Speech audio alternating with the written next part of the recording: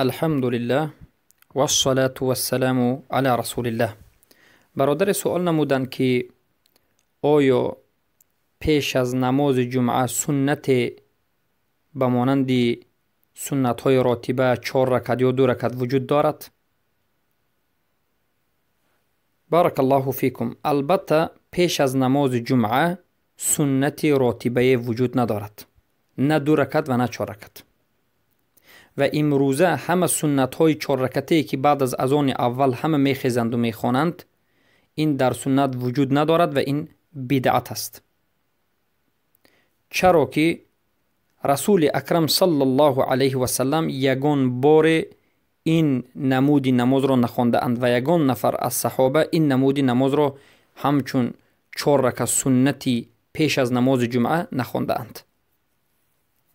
اولا دلیل این که در زمان رسول الله صلی الله علیه و سلم اذان یک بار گفته میشد. وقتی که اذان گفته میشد، رسول الله از خانه اشان راست میرفتند به منبر و در منبر امر معروف میکردند. 2 امر معروف، یک میکردند مینشستند و یک بار دیگر، و بعد از اینکه خطبه را تمام میکردند قامت گفته میشد نماز میخوانند. یگان وقت نماز جمعه بعد از اذان همه ایستاده 4 رکعت سنت نآمده است نخوانده اند و این به اجماع علما است. و این چنین صحابگان بعد از اینکه اذان نماز جمعه گفته میشد همه اشان خطبه رسول الله را گوش میکردند. پس این اذان دومی که پیدا شده است و اذان اول گفته می شود همه 4 رکعت نماز میخوانند، بعد از این اذان دوم گفته می شود، این اذان دوم در زمان عثمان ابن عفان رضی الله عنه به وجود آمده است و البته این بدعت نیست، این برای مصلحه به وجود آمده است. از سبب اینکه شهر مدینه کلان می شود، بزرگ می شود، پیشکی اذان را میگفتند همه می اومد، بعد از این اذان میگفتند خطبه میکردند. اما بعد از این اذان دوم، اذان اول هم مخصوص همه خسته 4 رکعت نماز سنت نمیخوندند.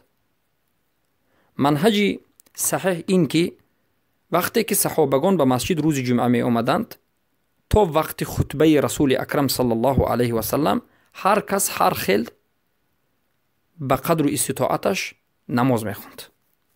بعضی ها بر وقتتر به مسجد می اومد، بسیارتر نماز میخوند، از 4 رکعت هم زیادتر، و بعضی ها چخیلی که رواج ده است 8 رکعت میخوندند و بعضی ها 2 رکعت و بعضی ها 4 رکعت.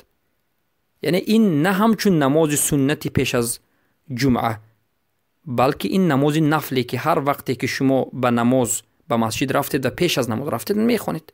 مثلا به نماز عصر به مسجد رفتید، 20 دقیقه پیش از وقت نماز عصر رفتید، شما میتوانید که نماز نفل خوانید.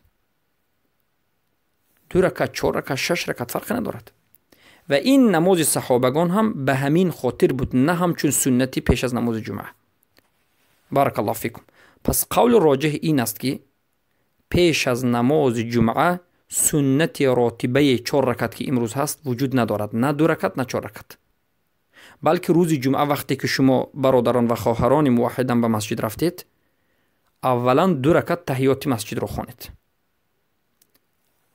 اگر امام خطبه کرده ایستاده باشد هم 2 رکعت تحیات مسجد را خوانید که به این حدیث سید الله میکرد.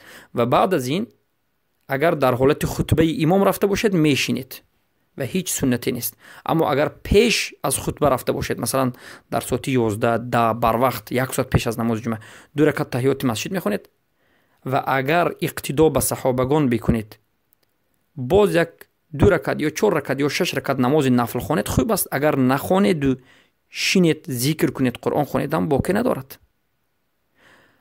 اما بعد از اینکه اذان ندا کرده می شود و همه میخزن 4 رکعت میخوانند، در این حالت شما هیچ چیزی نمیخوانید. و اگر در یک منطقه باشد که نخوانید، شما رو سبحان الله این صوفی ها و ظالمان و این بدبختان دیگر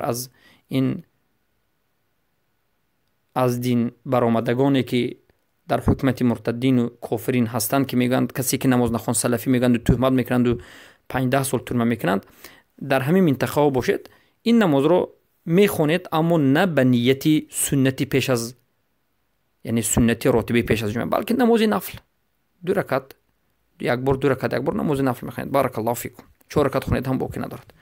به نیتی نماز نفل، نه به نیتی پیش از سنتی پیش از نماز جمعه. و البته نیت کردن به زبان این بدعت است، نیت به قلب است. اما رفتن شما خستن از جایتون همین نیت است. بارک الله فیکم.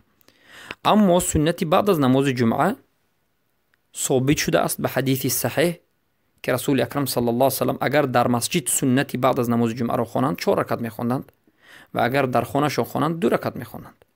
و بعضی از علمای اهل سنت و الجماعت، علمای معاصر، گفتند که هر دوش را جمع کنید هم جایز است. 6 رکعت خوانید هم جایز است. بارک الله فیکم و حیاکم الله بیاکم. اما بهترش همین است که اگر در مسجد خوانید 4 رکعت و اگر در خانه خوانید 2 رکعت سنتی بعد از نماز جمعه را میخوانید. حیاکم الله بیاکم.